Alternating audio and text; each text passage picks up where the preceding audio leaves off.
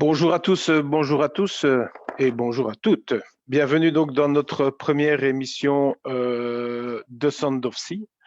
Alors, The Sound of Sea, c'est quoi? C'est une émission que nous animerons tous les mercredis matins à 9 heures, café à la main ou autre, où nous allons parler de différents sujets tels que le coworking. Nous recevrons donc des coworkers passés, présents et futurs. Nous allons parler aussi de crowdfunding. C'est une des arcs que nous avons le plus, une des flèches que nous avons le plus à notre arc. Nous parlerons aussi de Charleroi, évidemment, et peut-être d'autres sujets suivant l'actualité ou autre. Alors, pour petit rappel, le coworking, c'est avant d'être des bureaux, c'est surtout une communauté. C'est une série de personnes qui ont décidé de grandir et de travailler ensemble. Et aujourd'hui, nous avons la chance de recevoir comme premier invité notre ami Jonathan Da Silva. Bonjour Jonathan, Bonjour Fred, bonjour tout le monde. comment vas-tu? Ça va très bien, ouais, merci. C'est pas trop tôt pour toi, 9 heures du matin? Non, du tout, je suis levé tous les jours à 6h, 6h30, donc 9 Ok, heures, c'est donc bien. et tu as un rituel comme ça le matin pour te mettre en forme ou moi par exemple, je me Euh, lève, je fais mon Novomaltine, je vais me balader avec mes chiens, je rentre et puis je pars. ok, bah moi le rituel, c'est plutôt je me lève, je prépare un café, je converse 5 minutes avec madame, puis elle part travailler, et après ça, bah, je fais le lit, un petit peu les tâches ménagères, et généralement après ça, oui, je vais me balader avec le chien aussi, et après je suis d'attaque. Alors, tu n'avais peut-être pas remarqué, mais aujourd'hui c'est une date importante parce que ça fait un an que tu es au coworking de Charleroi et donc je te souhaite un bon anniversaire au coworking de Charleroi. Merci beaucoup Fred, ouais. Je J'avoue te sens fort que, ému. ouais, ouais, là je vais verser une petite larme bientôt, ouais. J'avoue que j'avais pas vraiment, retenu la date à laquelle j'étais entré au coworking, mais ça va, c'est une belle date, le 25. Le 25, c'est une bonne date, c'est la Sainte-Catherine, tout bois prend racine. Et donc, Jonathan, tu es arrivé il y a un an au coworking, mais comment tu es arrivé au coworking? Alors, comment je suis arrivé au coworking? Faut savoir que j'ai cherché pas mal, d'autres alternatives, d'autres solutions. Hem, quand en fait, je me suis lancé en tant qu'indépendant full, je me voyais pas travailler à la maison, en fait. Je sais bien que voilà, à la maison, il y a toutes les tentations, quoi. Il y a la télé, il y a le lit, il y a tout, Tu as pu tester l'internet ça, est hein. Tu as pu ouais, c'est tester ça ça. pendant le confinement. Ouais, c'est ça. L'internet est pas toujours le plus rapide, enfin, du coup, voilà, tout est prompt pour se déconcentrer, donc j'ai cherché un petit peu dans la région ce qu'il y avait, et puis, j'étais tombé justement sur, le Switch, anciennement le Switch qui est devenu, Mhm. Charleroi Entreprendre, et donc voilà, je me suis dit: «Pourquoi pas?» Et j'avais téléphoné, et la première personne sur qui j'étais tombé d'ailleurs, c'était toi. Heu, Assez sympathique au téléphone, petite blague, tout ça. Je me suis dit: «Bon, bah, allez, OK, le gars a l'air cool, on va y aller, quoi», et puis voilà. On s'est Et rencontrés, on ne s'est pas quittés. on s'est rencontrés, on s'est aimés, hein. Et au bout d'un an, si tu avais un bilan à faire de ton activité au coworking, qu'est-ce que tu t'attendais à trouver quand tu t'es dit, bah, tiens, je vais aller au coworking? Au début, je ne savais pas trop, j'avoue que c'était la première fois que j'allais dans un coworking évidemment, et donc voilà, je me suis dit: «OK, on va tester, ça a l'air d'être le truc un petit peu, dont Mhm. tout le monde parle, ça peut booster ton business et cetera. Plutôt que de rester chez toi, ben voilà, au moins là, tu as un réseau, et s'il y a pas de réseau, il y a pas de business», comme tu le dis bien souvent, et donc ben ouais, je ne savais pas trop quoi trouver. Maintenant, ben c'est vrai que quand je suis arrivé tout de suite, tu m'as présenté le plus important, la machine à café, et non, sinon les infrastructures sont bien, et au-delà de ça, beh, les gens, quoi. Je veux dire, tu arrives le matin, tu trouves des gens qui sont, tu as l'impression qu'ils sont dans le même bateau que toi, quoi. Ils veulent aller quelque part, et tout le monde a des bons conseils. Dès que tu as, je sais pas, besoin d'un autre regard sur un truc que tu es en train de préparer, beh, tu peux demander. C'est vraiment une communauté, donc voilà, je j'avais pas trop d'attentes à ce niveau-là, si ce n'est avoir un bureau avec toutes les infrastructures nécessaires, et au final, beh, tu trouves, bien sûr, le côté bureau, mais aussi le côté un peu, grande famille, quoi, où tout le monde est là, l'un pour l'autre. Alors, tu es rentré au coworking, ben, j'invite peut-être à te présenter vis-à-vis des gens qui nous suivent et d'expliquer ce que tu fais. OK. Bah, donc voilà, je m'appelle Jonathan Da Silva, j'ai 29 ans, et moi je fais de la photographie commerciale et publicitaire, et également du graphisme. Beaucoup moins depuis quelque temps, parce que j'essaie vraiment de me concentrer sur la photo. et sur une activité événementielle aussi. Donc voilà, création d'événements. Dis-moi. Ouais, donc, tu la photo. Pourquoi tu te concentres plus sur la photo? Parce qu'aujourd'hui, on entend quand même parler beaucoup de digital, de faire son site et ainsi de suite. C'est un choix C'est ça. personnel ou c'est parce que personne ne vient? Enfin, dis-moi. Non, c'est vraiment un choix personnel parce que je me suis rendu compte en fait que c'est ce que, enfin, tout doucement, j'apprécie de moins. Euh, je le fais, mais j'accepte plutôt les missions qui me plaisent en fait. Mhm. Si je dois faire quelque chose que j'ai pas à cœur de faire, j'ai l'impression que le résultat ne me satisfait jamais et donc voilà, je préfère refuser ces missions-là. Moi, de base, j'ai étudié l'infographie et j'ai été diplômé de Albert Jacquard, justement, en communication graphique et publicitaire. Donc voilà, moi j'ai fait mes études là-dedans. Avant ça, j'avais fait aussi d'ailleurs une qualification à Sainte-Anne-à-Gosselies en infographie pendant 2 ans. Donc voilà, j'ai fait 5 ans d'études pour faire de l'infographie. Donc au final, je devrais le faire en fait. Mais à Jacquard, voilà, j'ai eu des cours de photo. On avait un très très bon prof de photo. J'étais déjà passionné de photo avant et je veux dire, voilà, le fait d'avoir eu toutes les bases techniques et d'avoir dû pratiquer pour plusieurs briefings quand j'étais à l'école, ça m'a donné vraiment le goût de la photo. Et puis, bah, j'ai continué moi-même, quoi, parce que je crois qu'on peut dire que l'école, c'est 10-15% d'apprentissage et tout le reste, c'est toi qui dois te passionner et te renseigner de ton côté, voilà, pour tester plusieurs techniques, trouver ton style aussi, les choses que tu aimes, la couleur, noir et blanc. Il y a plein de choses à explorer en photo et donc voilà, je suis loin d'avoir tout exploré. Maintenant, ça fait quand même une bonne quinzaine d'années que je fais de la photo et une dizaine d'années que je fais de la photo de manière professionnelle. Donc voilà, quand même. Et Et c'est quoi ton shooting le plus fou? mon shooting le plus fou, je dirais que c'est une série de shootings, c'est quand je suis parti à Miami. J'ai eu la chance de travailler pendant 2 ans et demi au Luxembourg pour une agence événementielle et je suis parti 2 années de suite à Miami avec des gagnants d'un concours de beauté. Eux, Mhm. c'était on va dire leur récompense parce qu'ils étaient gagnants.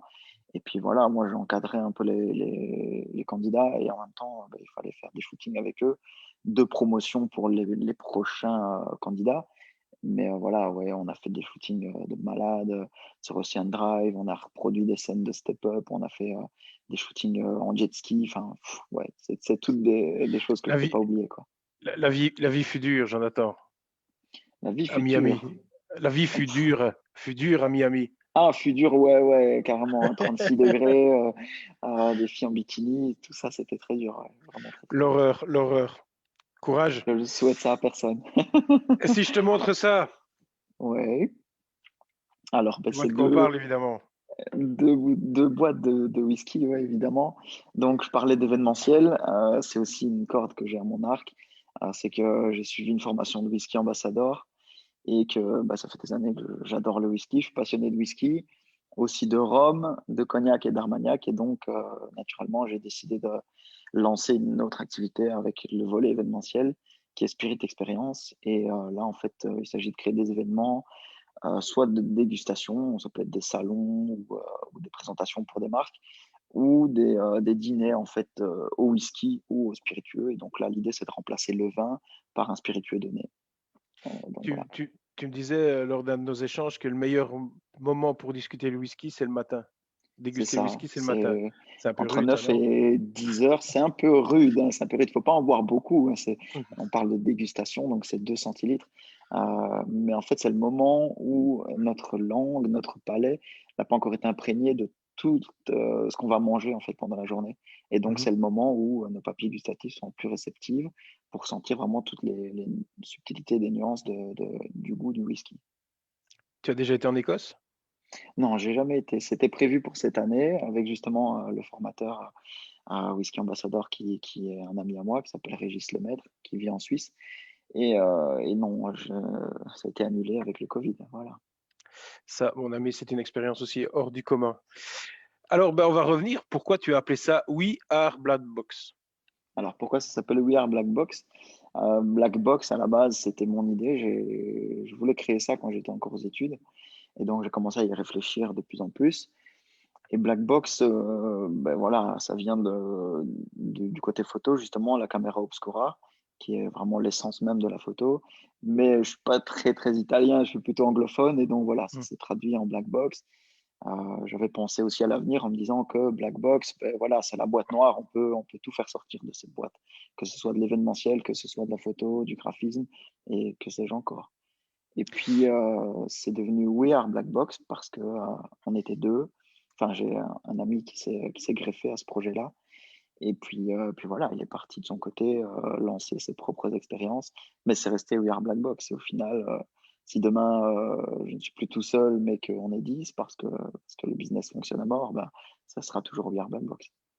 Et quand on a un associé là, qu'on part, c'est que du jour au lendemain, ben, on doit tout assumer tout seul. On s'organise comment? On pleure. Non, on pleure pas, je pense qu'on le sent venir. On le sent Mhm, venir parce que l'autre, c'est enfin, on m'avait toujours dit en fait, que quand on fait une association, il y a toujours un des 2 qui est moins intéressé que l'autre et souvent c'est celui dont ce n'est pas le projet. Je veux dire, si toi, c'est ton projet qui te tient à cœur, tu vas être impliqué à fond et l'autre peut-être à 90 au meilleur des cas et du coup, ben voilà, après il y a un moment où si lui a son propre projet, ben il va peut-être prendre plus de place dans sa tête et tout doucement il va se retirer donc tu le sens venir. Après, ça dépend de la relation, je pense, qu'on a avec la personne. Moi, c'était un ami, donc mhm. c'est toujours un ami maintenant. On se voit avec plaisir. Il est aussi passionné de whisky, on boit du whisky, voilà, il y a pas de problème. Il m'aide toujours, hein. Quand voilà, je l'appelle des fois, «Écoute, j'ai besoin d'aide sur un shooting, il me faut un assistant, j'ai besoin de, que tu fasses une publication Facebook pour moi ou autre». Il va le faire, il y a pas de souci. Mais voilà, je me retrouve à quasiment tout assumer, tout seul, ouais. Ce qui Et on était salue bien pas évidemment Byron qui nous Byron. regarde ou nous regardera. Euh, tu, je sais plus ce que j'allais dire moi. J'allais rebondir sur quelque chose que tu as dit. Alors, tu as commencé ton activité et si tu devais recommencer ou si tu avais plutôt un conseil à donner à quelqu'un qui voudrait se lancer, parce que bon, bah, tu es passé t'es peut-être passé par un programme, tu as peut-être fait des erreurs ou des choses où tu dis, bon, ça, c'est le genre de truc que je ferai plus. Bah, tiens, quel serait le conseil aux personnes qui sont derrière l'écran que tu pourrais donner? Bah, le premier conseil, c'est de se lancer. Moi, ça faisait un moment, en fait, j'ai été complémentaire. Après, beh, je suis parti enfin, j'étais au Luxembourg, donc complémentaire, c'était un peu dur d'assumer les 2 boulots. Et puis je me suis dit à un moment: «Ben voilà, saute le pas, mets-toi full indé». Donc voilà, le premier conseil, c'est de se lancer et de pas avoir trop, trop peur malgré, OK, oui, c'est la crise là pour le moment, mais ça va pas durer. Et puis, beh, si on a un projet et qu'on y croit, ben il faut simplement le faire. Maintenant, en termes de parcours, je veux dire, il y a 1000 moyens de se tromper, c'est clair. Quand on se trompe, beh, c'est aussi un apprentissage, quoi, hein. Je veux dire, ouais, des fois, on dépense trop, d'énergie et trop de temps sur, peaufiner, peaufiner, peaufiner. Ça, je pense que c'est peut-être le deuxième conseil, c'est que fait, c'est mieux que parfait, quoi. Mhm. Prendre trop de temps à vraiment tout lécher, faire tout à fond et puis au final, bah, une fois qu'on le lance, on se rend compte que, les utilisateurs ou les clients font même pas attention à tout ce qu'on a fait et que des fois des choses qu'on a faites et qui nous semblaient parfaites, ben, sont à refaire, rapidement parce que ça fonctionne pas. Je prends l'exemple peut-être d'un site web, si on sait le faire soi-même, quand on fait les choses pour soi-même, ça peut être ses cartes de visite, son site web et cetera. On prend peut-être bien trop de temps à se mettre dans des petits détails qui ont pas de sens et on en oublie l'essentiel, quoi. J'ai bien aimé ce que tu as dit, c'est on est dans une crise, mais ça ne va pas durer, donc je sens l'optimiste. Toujours. L'optimiste qui a de l'autre côté de l'écran. Et bah tiens, justement, celle dont on ne doit pas parler du nom, celle dont on ne doit pas citer le nom, donc ce fameux Covid, bon, bah, il y a eu l'épisode 1, le confinement, il y a eu l'épisode 2, le reconfinement. Comment tu as vécu ces périodes? Hem, je pense que c'était moi, personnellement, j'ai vécu plus facilement le premier confinement. Pourquoi? J'avais une liste de choses monstrueuses à faire qui étaient sur le feu, Mhm. heu et ça m'a permis de toutes les faire, en fait. Je pense justement refaire mon site web, regarder à ma com et cetera. Tout un tas de choses comme ça que je voulais faire, des aménagements pour mon studio, de l'investissement matériel. Enfin, je veux dire, c'est toutes des choses qu'on me met toujours sur le côté. Et puis là, ben voilà, d'avoir pris le temps de se poser, de se dire: «OK, bon, il y a ça, mais comment je vais réagir quand, peut-être ça va recommencer?» Mhm. Et quand l'activité va reprendre, ben voilà, je sais que je suis prêt. Maintenant, ouais, ça a repris plus ou moins, on va dire. Les gens étaient optimistes. Et puis il y a ce deuxième confinement qui vient et là, je sais pas, il est peut-être plus dur à vivre, moralement, à se dire: «Merde, on est encore dedans une deuxième fois» et puis de se dire, maintenant, les gens parlent déjà de troisième vague et ben, au niveau boulot du coup, que ce soit pour la photo ou pour le graphisme, tout ce qui est indépendant, tout ce qui est, Horeca et cetera, ben, ils ont pas envie de dépenser, leur trésorerie dans de la com. Ils ont envie de la garder parce qu'ils se disent que s'il y a un troisième coup dur, de toute façon, tout ce qu'ils auront mis en place, ça servira à rien puisque on sait pas à quoi s'attendre, en fait et donc voilà, c'est ça le coup dur du deuxième confinement, c'est que tout ce qu'on avait pensé apprendre du premier confinement, ben, en fait, on n'a rien appris et donc voilà quoi. Maintenant, on marche un peu sur des œufs, un peu tous. Mais on va partir du principe que 2021 va être une superbe année, hein. Ouais, bien sûr. Après, voilà, moi, je reste optimiste et je me dis, bah, ça fonctionne. J'ai quand même encore du travail, j'ai quand même encore des clients, j'ai des demandes aussi. Après, voilà, il y a beaucoup de demandes de devis. Je ne sais pas si les gens font des devis en se disant, dès que je peux, je travaille avec lui, ou s'ils font des devis en se disant, bah, je regarde pour aller au moins cher. Mais voilà, moins cher, il y aura toujours quelqu'un pour le faire, comme tu dis souvent aussi. Et puis, ben, en photo, en graphisme, je pense un peu dans tous les milieux, mais dans les milieux de communication, en tout cas, quand c'est pas cher, c'est rarement de bonne qualité, quoi. Fait, c'est mieux que parfait, comme tu as dit. Alors, tu as quoi comme projet pour 2021? Est-ce qu'il y a des targets qui sont prévus? Est-ce qu'il y a des événements qui tu dis: «Celui-là, par la porte ou par la fenêtre, on va le faire»?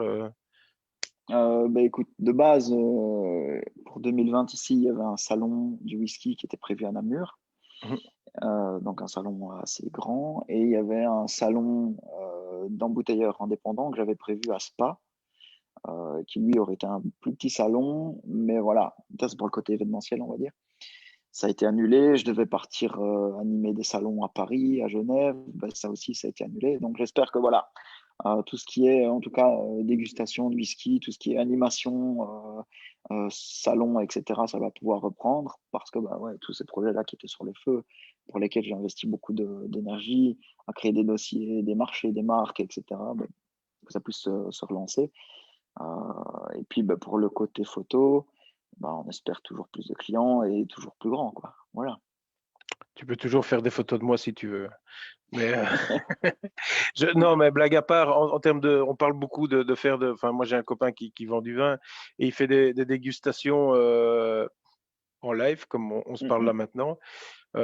Tu as pensé avec, de ça avec le whisky ou c'est plus compliqué J'y ai ou? pensé, mais ouais, c'est plus compliqué parce que, les taux d'alcool sont différents et en Mmh. fait, contrairement au vin, on est sur de l'alcool distillé et pas de l'alcool fermenté et Mmh. donc, dès qu'il y a distillation, la législation est beaucoup plus sévère. Tu peux pas toi-même remettre en bouteille, donc tout ce qui est échantillon et cetera, ça doit se commander. Ça doit venir d'Écosse scellé et cetera, donc les coûts sont monstrueux OK. pour voilà, ici, j'ai justement un ami qui a animé ça. Il en a fait avec la Scotch Malt Whisky Society et, Mmh. et il en a animé justement au Canada, il en a animé en France. Et il m'a dit c'est vraiment beaucoup, beaucoup de travail pour, au final presque rien, quoi. On va faire un peu plus connaissance. Ouais. Quelle est ta chanson favorite? Oh, j'en ai beaucoup. Ma chanson favorite, là tu me prends à froid franchement. Voilà, Heu, alors on va la tourner autrement. Celle qui te donne le kick dès le matin. le kick dès le matin.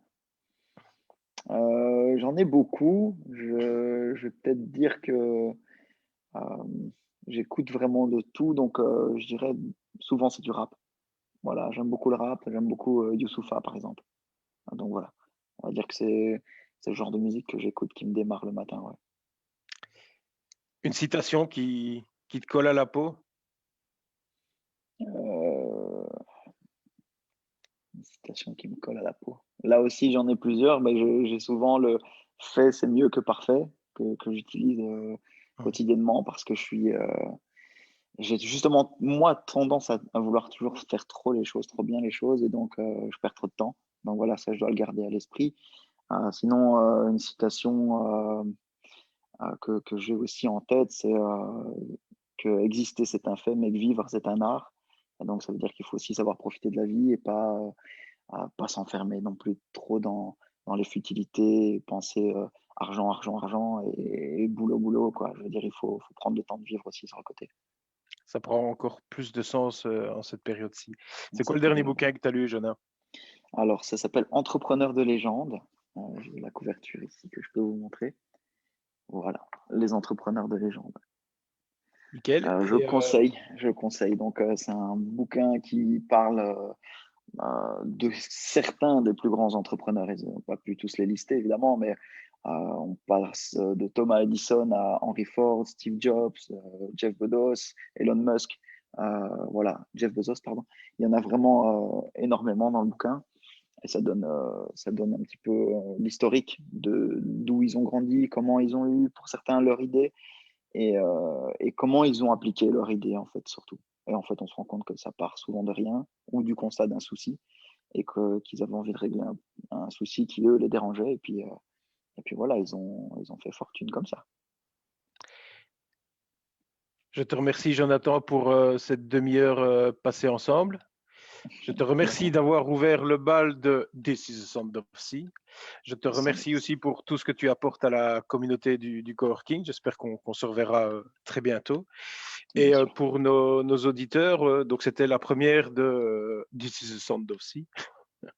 Et nous recevrons donc la semaine prochaine à 9 heures, café à la main, Delphine Dauby, qui a été aussi une des pionnières du coworking de Charleroi Entreprendre. On expliquera tout ça, qui a eu cette multicasquette, donc d'être partenaire du coworking, d'être coworkeuse, d'être une de nos collègues et de redevenir partenaire aujourd'hui avec le FAPC. Et donc ce sera à 9 heures qu'on l'accueillera avec plaisir. Je te remercie, Jonathan. On mettra bien évidemment tes coordonnées pour toutes les personnes qui veulent te contacter à la fin de cette visioconférence. Je te souhaite une belle journée. Merci Et beaucoup, Fred, toi aussi. on va faire le plein de la machine à café pour se revoir. Ça va. Fais donc Allez, ça. Il m'en reste encore un peu ici, mais je tiendrai pas longtemps.